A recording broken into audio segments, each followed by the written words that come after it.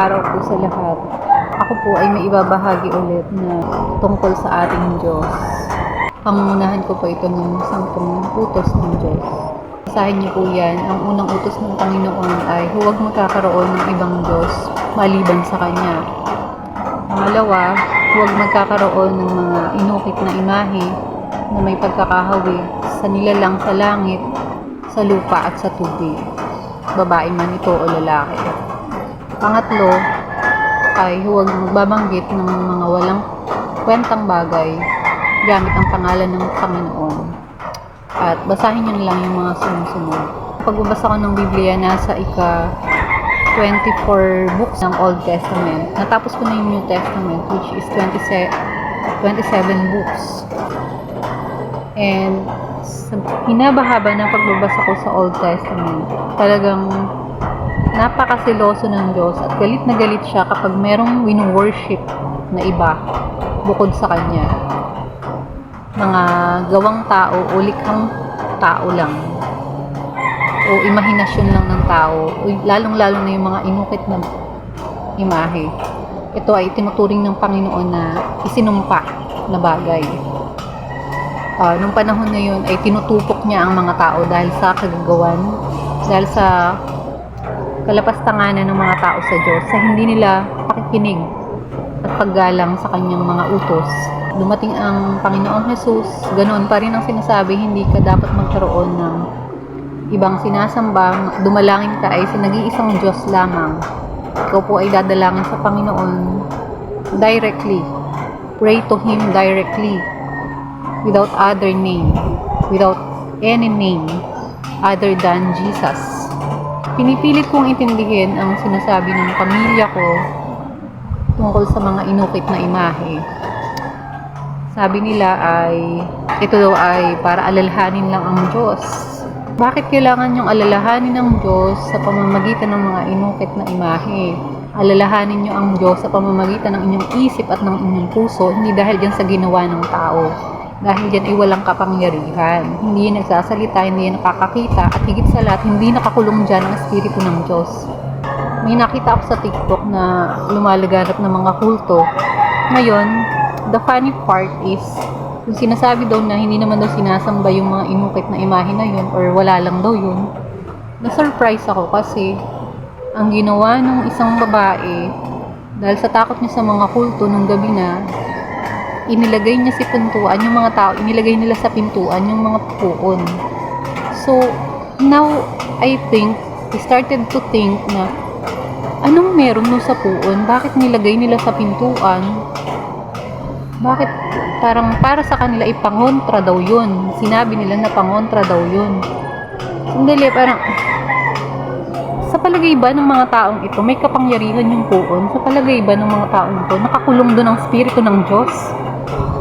Dito mo masusukat yung kanilang pananampalataya. Nananampalataya sila dun sa mga bagay na yun. Nandun ba ang kapangyarihan ng Diyos? Ang kapangyarihan po ng Diyos ay nasa pananampalataya natin sa Kanya, wala sa bagay na yun. Dahil ang Diyos po ay makapangyarihan. Ang Diyos ay Espiritu at buhay. Kapag tinanggap niyo na ang Panginoong Jesus sa buhay niyo, ang Espiritu ng Diyos ay mananahan sa inyo. Tayo ang templo ng Diyos, hindi ang kung sinong mga bagay na inukit na hindi gumagalaw.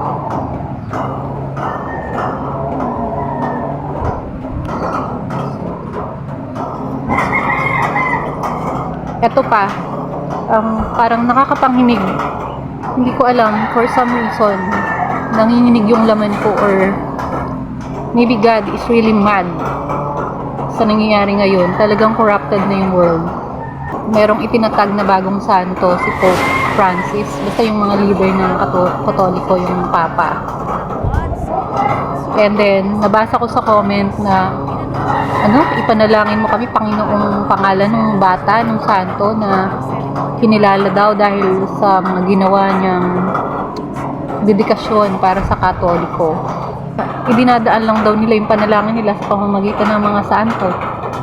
Ang sabi sa banal na aklat, mananalangin ka lamang diretso sa Panginoong Jesus. Kapag ikaw ay nakipag-usap sa mga taong patay na, ikaw ay isang spiritista.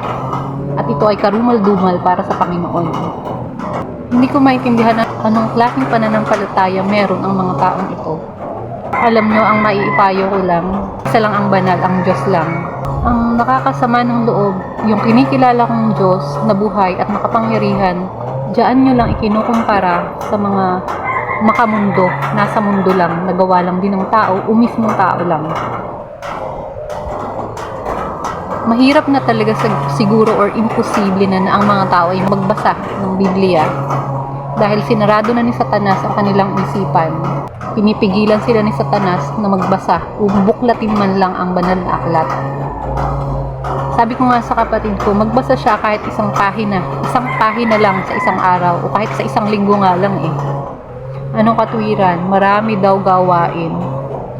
Isang pahina sa banal na aklat, hindi ka mauubos ng 5 minutes doon. Yung pag-scroll nga natin sa cellphone, panonood ng mga walang kwentang video, umaabot tayo ng oras. Yung paglalaba, maghapon, magdamag, naglalaba ka ba? Nagluluto ka ba? Alam nyo guys, huwag nyong tingnan na ako lang yung nagsasalita dito.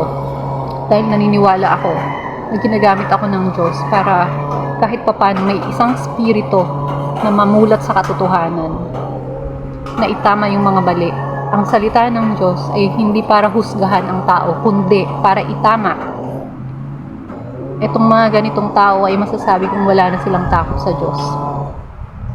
Tuluyan na nilang nilalapastangan ang Diyos. Sabi nga, kapag patuloy kang walang takot sa Diyos, ikaw ay isang mangmang. At ang isang mangmang ay kagaya ng aso na bumabalik sa suka nito.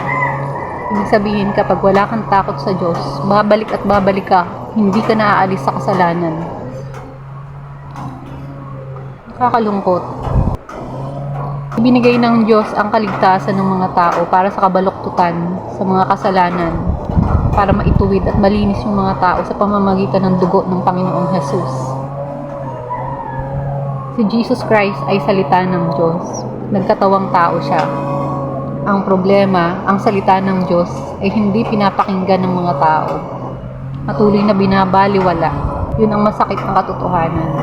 Kaya, kung may kaunti ka pang pangunawa, kung isa ka man sa nanonood ng video na to, gumising ka na. Hindi pwedeng habang buhay ka magpamataas. Hanggang sa huling hininga mo, ay magmamataas ka. Hindi pwede yung ganyan.